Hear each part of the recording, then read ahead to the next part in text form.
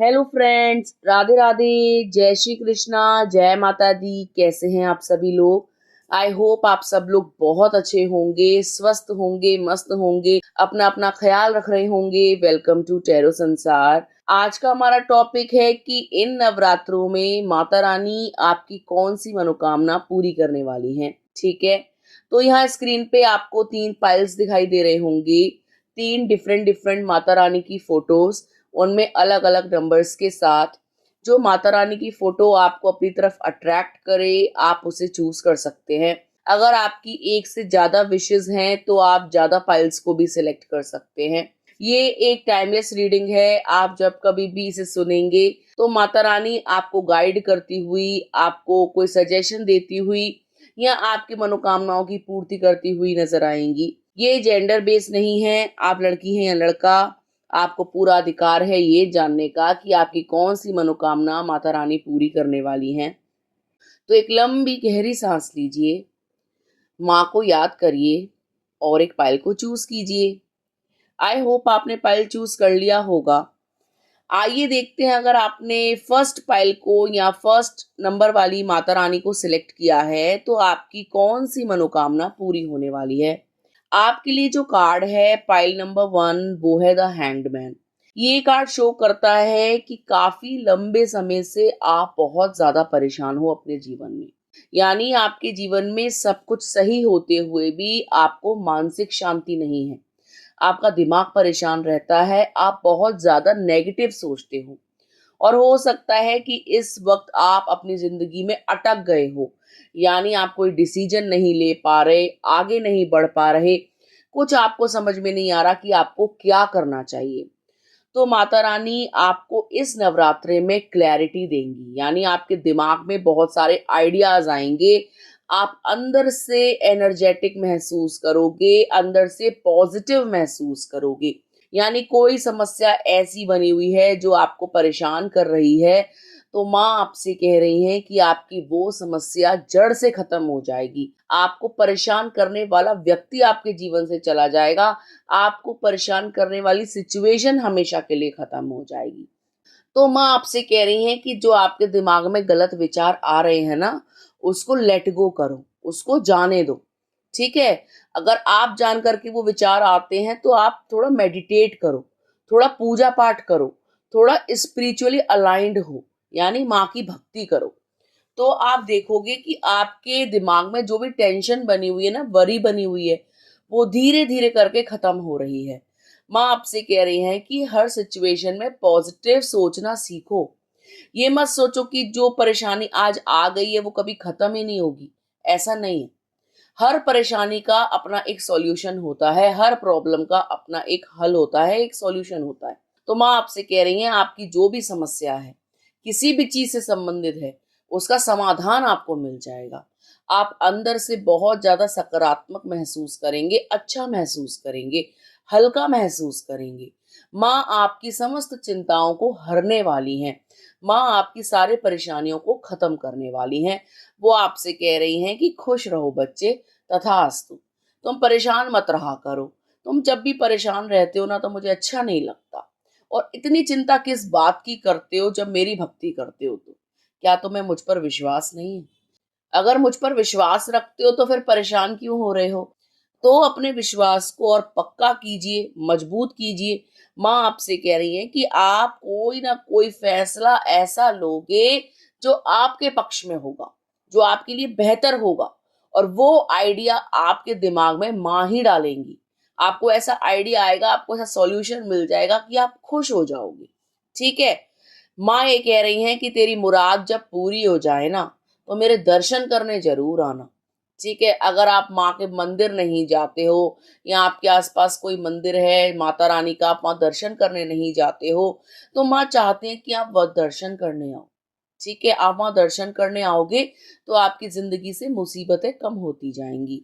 माँ कह रही है कि अगर तेरी पैसों की व्यवस्था बन जाए, अगर तेरे पास पैसा आ जाए, तो एक बार तू वैष्णो देवी जरूर आना। माँ यही कह रही है कि मैं तुझे बुलाऊंगी। ठीक है, तू बंदोबस्त कर ले, पैसों का तेरा व्यवस्था बन जाएगी, तेरा इंतजाम हो जाएगा। तू वहां जरूर आना, मेरे भवन पे जरूर आना। और वहां आकर दीन दुखियों को पैसा, सामान या कुछ ना कुछ चैरिटी करके जाना। ठीक है। देखिए, अगर आपको माँ बुलाएं तो आप जरूर जाइएगा। आपकी जो भी पैसों से रिलेटेड प्रॉब्लम है वो भी सॉल्व हो जाएगी। अगर आप जॉब देख रहे हो तो आपकी जॉब लग जाएगी। अगर कोई भी पैसों से रिलेटेड आपको इश्यूज आ रहे हैं कि घर खरीदना है, व्यवस्था नहीं हो रही, तो माँ उसकी व्यवस्था बना देंगी। कोई संपत्ति आपको अपने नाम करानी है तो माँ वो भी कर देंगी। माँ आपको स्टेटस वाइज भी बढ़ाने वाली है। आप यानी कि आप जो भी आज आप रुतबा रखते हो, ओहदा रखते हो, वो बढ़ने वाला है। आपका पैसा बढ़ने वाला है, आपके पास खुशियां बढ़ने वाली हैं। आप बहुत ज्यादा पैसा देखोगे, आपका प्रमोशन होने वाला है। माँ कह रही है जिस दिन तू पैसे वाला बन जाए ना, मुझे मत भूल जाइयो।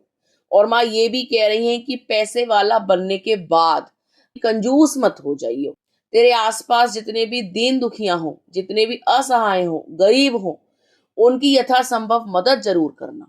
तो माँ आपसे कह रही है यदि आपका स्टेटस बढ़ता है, यदि आप प्रमोट होते हो पैसों में, रुतबे में, ओहदे में, तो इतना करना कि जिससे वो पैसा बना रहे और और दुगना आता रहे। आपको कभी भी गरीबी ना देखनी पड़े, कभी भी भुखमरी ना देखनी पड़े। तो माँ चाह रही है कि अगर मैं तुझे अमीर बनाऊं तो इतना करना कि तेरे नीचे, तेरे आसपास जो भी दीन दुखियां हैं उनकी मदद जरूर करना। ठीक है। तो माँ आपसे कह रही है कि थोड़ी थोड़ी चैरिटी करना शुरू कर दो, पैसा मल्टीप्लाई होता जाएगा। कहाँ कहाँ से पैसा आएगा तुम सोच भी नहीं पाओगे। तुम्हारे भंडार भरे रहेंगे। बस अपने मन को छोटा मत करो और किसी का मजाक मत उड़ाओ।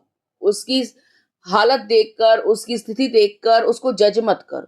ठीक है। तो माँ आपसे कह रही है कि तेरी समस्त इच्छाएं पूरी होंगी। तू बस अपना दिल बड़ा रख, मेरे पास आने की व्यवस्था कर और परेशान मत रहा कर। तेरी सारी परेशानी मैं खत्म करने वाली हूँ। ठीक है। तो ये थी पाइल नंबर 1 वालों के लिए रीडिंग। आइए देखते हैं, अगर आपने सेकंड वाली माता रानी को चूज किया है या पाइल नंबर 2 को चूज किया है तो आपके जीवन में कौन सी खुशियां आ रही हैं, माँ आपकी कौन सी मनोकामना को पूरा करना चाहती हैं। आपके लिए जो कार्ड है पाइल नंबर 2, वो है 7 ऑफ वैंड्स का कार्ड। ये कार्ड दिखाता है कि आपकी जिंदगी में परेशानियां भर भर के हैं। यानी आप एक काम करते हो तो उसमें 10 प्रॉब्लम्स खड़ी हो जाती हैं। यानी आप कुछ भी करना चाहते हो ना लाइफ में, तो उसमें ऑब्स्टेकल्स बहुत ज्यादा आ जाते हैं, परेशानियां बहुत ज्यादा आ जाती हैं। आपको पल पल पे अपनी परीक्षा देनी पड़ी है। यानी कोई भी काम आपका जल्दी से नहीं बना, आसानी से नहीं बना। बहुत ज्यादा प्रॉब्लम्स का सामना आपने किया है। आपकी लाइफ में हो सकता है कि दुश्मन बहुत रहे हो।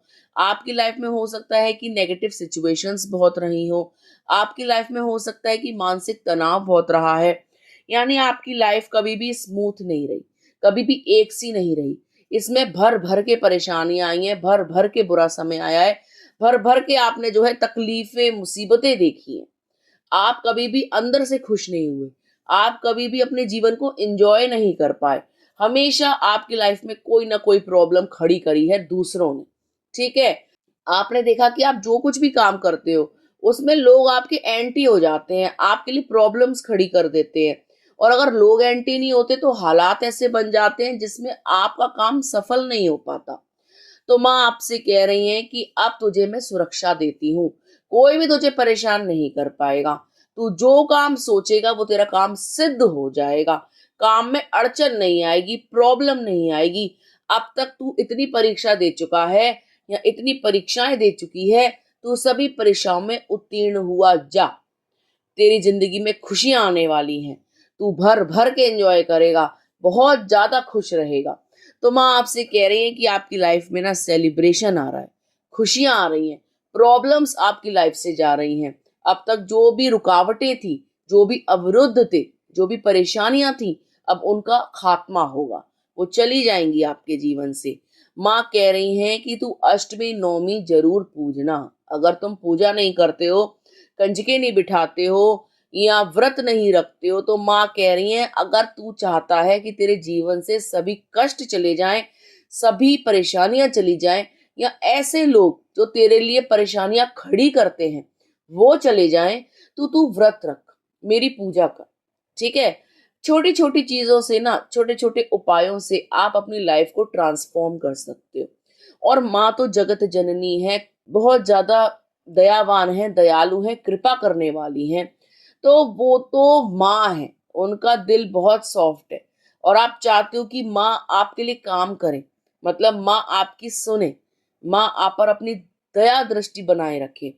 तो आप जो है उनको प्रसन्न रखिए। कैसे रखेंगे? आप उपवास रख सकते हो।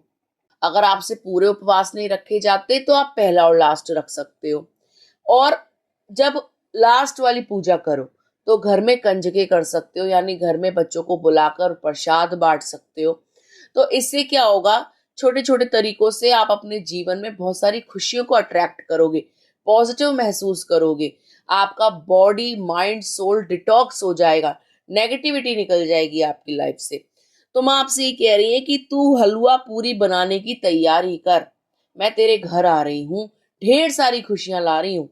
तो माँ आपसे कह रही है आपकी जिंदगी में सेलिब्रेशन आ रहा है, खुशियां आ रही हैं, पार्टी टाइम, यानी पार्टी आप कर सकते हो।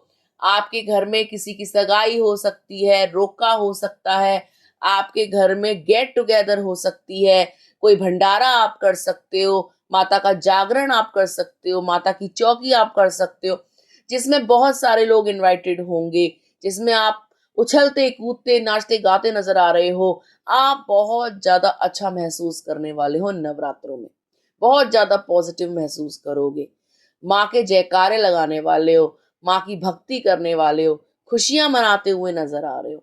खाना पीना नाचना गाना सब कुछ होगा, आपकी जिंदगी में आनंद आ रहा है।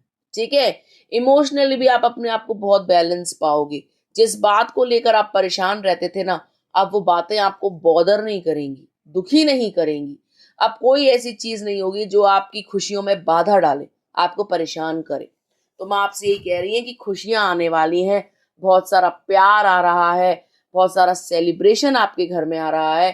तो उस चीज के लिए तैयार हो जाओ। और जैसे ही तुम्हारे जीवन में खुशियां आए ना, तो मुझे भूल मत जाना, मेरे नाम का हलवा पूरी जरूर बांटना मेरे बच्चे, मुझे याद करना मेरे बच्चे। ठीक है गाइस, तो ये थी पाइल नंबर 2 वालों के लिए रीडिंग। आई होप आपको समझ में आ गया होगा कि आपकी लाइफ से प्रॉब्लम्स जा रही हैं और ढेर सारी खुशियां आपके जीवन में आ रही हैं। आइए देखते हैं, अगर आपने पाइल नंबर 3 को चूज करा है तो माँ आपकी कौन सी मनोकामना पूरी करने वाली है। पाइल नंबर 3 आपके लिए जो कार्ड है वो है पेज ऑफ कप्स का कार्ड। पाइल नंबर 3 ऐसा लगता है कि कोई नया रिश्ता आपके जीवन में आ रहा है, कोई नया प्यार आपके जीवन में आ रहा है, कोई इंसान आपको प्रपोज कर सकता है शादी के लिए या प्यार के लिए, कि क्या तुम मुझसे शादी करोगी, या मैं तुमसे बहुत टाइम से प्यार करता हूँ, मैं तुम्हें बहुत एडमायर करता हूँ, क्या तुम मेरी जीवन संगिनी बनोगी। तो इस टाइप के लव ऑफर्स आपको आ सकते हैं। ठीक है। यानी आपके प्यार की, आपके गृहस्थ जीवन की नई शुरुआत होती हुई नजर आ रही है। आप बहुत ज्यादा खुश रहने वाले हो, आप बहुत ज्यादा रोमांस फील करोगे, बहुत ज्यादा लव फील करोगे। ठीक है। नवरात्रों में माँ आपकी मुलाकात किसी ऐसे शख्स से कराएंगी जो आपके फ्यूचर पार्टनर बन सकते हैं, यानी आपके होने वाले जीवन साथी की मुलाकात आपसे हो सकती है, आपसे उनकी रिंग सेरेमनी हो सकती है, कहीं पर डेट हो सकती है, यानी आप किसी से मिलोगे जो आपके जीवन साथी बनेंगे। ठीक है। उनके साथ आपका कोई रोका सेरेमनी टाइप हो सकता है, या फिर आप एक दूसरे को प्रपोज भी कर सकते हो, कोई नई पार्टनरशिप आप कर सकते हो, कोई नया लव ऑफर आपको मिलता हुआ नजर आ रहा है। अगर आप ऑलरेडी किसी रिश्ते में हो, किसी से पहले से प्यार करते हो और वो इंसान आपसे काफी दूर है, ठीक है, वो आपसे नो कांटेक्ट सिचुएशन में चल रहे हैं, या आप लोगों का ब्रेकअप हो गया है, या किसी ना किसी प्रकार की इमोशनल दूरी आ गई है। ठीक है। यानी बाउंड्री सेट कर ली है, एक दूसरे से आप बात नहीं कर रहे हो। तो माँ आपसे कह रही है कि इन नवरात्रों में आपका आपके प्यार से मिलन होगा, यानी आपका रीयूनियन होगा। वो इंसान आपके सामने होगा, अपने प्रेम प्रस्ताव को रखेगा, आप लोग एक अच्छा समय देखोगे। ठीक है। आपका रिश्ता पहले से भी ज्यादा मजबूत हो जाएगा, आपका प्यार परवान चढ़ेगा और आपके साथी आपके सामने होंगे, वो आपसे अपने प्यार का इजहार करेंगे, उन गलतियों की माफी मांगेंगे जो उनसे हुई, और आप अपने बड़े दिल से, यानी एक विशाल हृदय के साथ आप उन्हें अपनाएंगे और माफ करेंगे। तो माँ आपसे कह रही है कि प्यार बढ़ता हुआ नजर आ रहा है, खुशियां बढ़ती हुई नजर आ रही हैं। एक ऐसा इंसान आपके जीवन में आएगा जो आपके जीवन में खुशियां लाएगा, प्यार लाएगा, रोमांस लाएगा।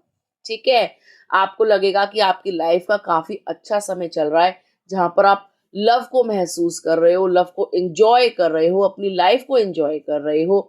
तो कोई सोलमेट या ट्विन फ्लेम आपकी लाइफ में आ सकते हैं।